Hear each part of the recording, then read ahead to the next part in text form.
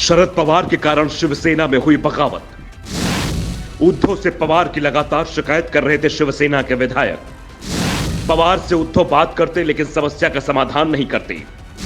विधायकों की बढ़ती नाराजगी के चलते ही उद्धव नहीं संभाल पा रहे हैं बगावत। महाराष्ट्र में बगावत के पीछे किसका हाथ, ये सवाल तभी से उठ रहे हैं जब उद्धव सरकार के मंत्री और शिवसेना के दिग्गज नेता एकनाथ शिंदे ने बगावत की। शिंदे के साथ करीब 45 विधायक बताए जा रहे हैं, जिसमें करीब 35 विधायक शिवसेना के हैं और यह आंकड़ा लगातार बढ़ता जा रहा है। आखिर इतनी बड़ी संख्या में विधायक बागी हो गए और शिवसेना प्रमुख को खबर ही नहीं हुई। ऐसा भी नहीं है कि उद्धव को विधायकों की नाराजगी का एहसास नहीं था, लेकिन सरकार चलाने की मजबूरी के चलते वो कुछ नहीं कर पा रहे हैं। दरअसल कई शिवसैनिक तो कांग्रेस और एनसीपी के साथ सरकार बनाने के नाम पर ही खुद को सहज नहीं कर पा रहे थे। 2.5 साल से सरकार चल तो रही थी, लेकिन इस सरकार में शिवसैनिकों की बिल्कुल नहीं चल रही थी, वो भी तब जब सीएम की कुर्सी पर शिवसेना चीफ उद्धव ठाकरे बैठे थे। लेकिन महत्वपूर्ण मंत्रालयों पर एनसीपी का ही कब्जा था। एनसीपी से जुड़े कई मंत्रियों के विभागों को भरपूर फंड मिल रहा था, जबकि वहीं शिवसेना के मंत्रियों को कई योजनाएं इसलिए बंद करनी पड़ रही थी क्योंकि विभाग को फंड की कमी का सामना करना पड़ रहा था। और इसके पीछे कौन था, या बखूबी जानते हैं, इसके पीछे थे पवार। महाराष्ट्र के वित्त मंत्री अजीत पवार, जो एनसीपी चीफ शरद पवार के भतीजे हैं, वो अपने चाचा के इशारे पर काम कर रहे थे। अजीत पवार एनसीपी के मंत्रियों को ही सिर्फ फंड उपलब्ध नहीं करा रहे थे, बल्कि एनसीपी के विधायकों के क्षेत्र से जुड़ी परियोजनाओं पर भी दरियादिली दिखा रहे थे। कांग्रेस और शिवसेना के विधायकों के लिए देने के लिए उनके पास कुछ नहीं था। इसकी शिकायत शिवसेना के विधायक लगातार उद्धव ठाकरे तक पहुंचा रहे थे और कर भी रहे थे। उद्धव ठाकरे अपने विधायकों से ही कम मिल रहे थे, जिस कारण से शिकायतों को पहले एकनाथ शिंदे तक पहुंचाया जाता और वहां से यह शिकायत उद्धव तक पहुंचती थी।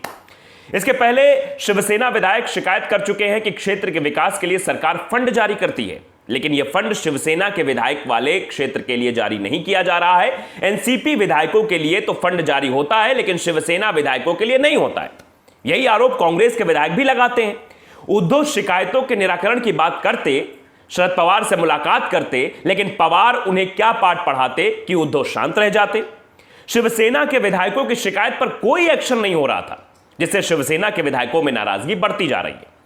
2.5 साल से यह सब कुछ चल रहा था और जब राज्यसभा का चुनाव आया तो इस चुनाव में शिवसेना उम्मीदवार संजय पवार को हार मिली, तो यह नाराजगी पूरी तरीके से खुलकर सामने आने लगी। शिवसेना की हार के पीछे कांग्रेस को जिम्मेदार माना गया। कांग्रेस ने अपने अतिरिक्त 3 वोट शिवसेना को ट्रांसफर नहीं कराए, जिस कारण से संजय पवार चुनाव हार गए। अगर कांग्रेस के अतिरिक्त वोट संजय पवार को मिल जाते तो वो चुनाव जीत जाते।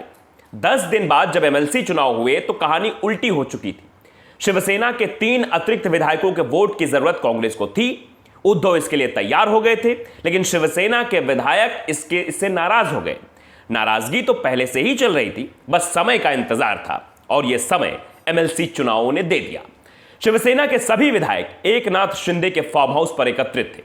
वही रणनीति तैयार की गई। शिवसेना के वरिष्ठ विधायकों का कहना था कि पार्टी सरकार चलाने के नाम पर अपनी विचारधारा से समझौता करती दिख रही है, इसलिए कांग्रेस एनसीपी से गठबंधन तोड़ने में भलाई है। 31 महीने बीत चुके हैं, अगर 1 साल और कट गया तो फिर मौका नहीं मिलेगा। फैसले का समय आ चुका था और विधायकों के फैसला अब शिवसेना की बड़ी फूट में दिख रहा है। सवाल उठ रहा है कि क्या शरद पवार का यह पूरा गेम प्लान था? शिवसेना के विधायकों की नाराजगी की सबसे बड़ी वजह उनके क्षेत्र में काम ना होना था और इसके पीछे सबसे बड़ा कारण थे शरद पवार। तो अब यह सवाल बड़ा लाजमी हो गया है कि सारा गेम जो आज महाराष्ट्र की पॉलिटिक्स में दिख रहा है, इसके पीछे शरद पवार कहां थे? क्या शरद पवार अगर चाहते तो यह सब ना होता? क्या अगर शिवसेना के विधायकों की सुनी जाती तो यह सब ना होता? अब फिलहाल जो कुछ भी हो रहा है वो आप देख ही रहे और घटनाक्रम रोजाना बदल रहे। हो सकता है बहुत जल्दी शिवसेना पर गाज ना गिर जाए। तो द सच को अगर आपने सब्सक्राइब नहीं किया है, सब्सक्राइब जरूर करिए, बेल आइकन दबाइए। अगर आप यूट्यूब पे देख रहे हैं तो, अगर फेसबुक पे देख रहे हैं तो शेयर करना ना भूलें और फॉलो करना ना भूलें। नमस्कार।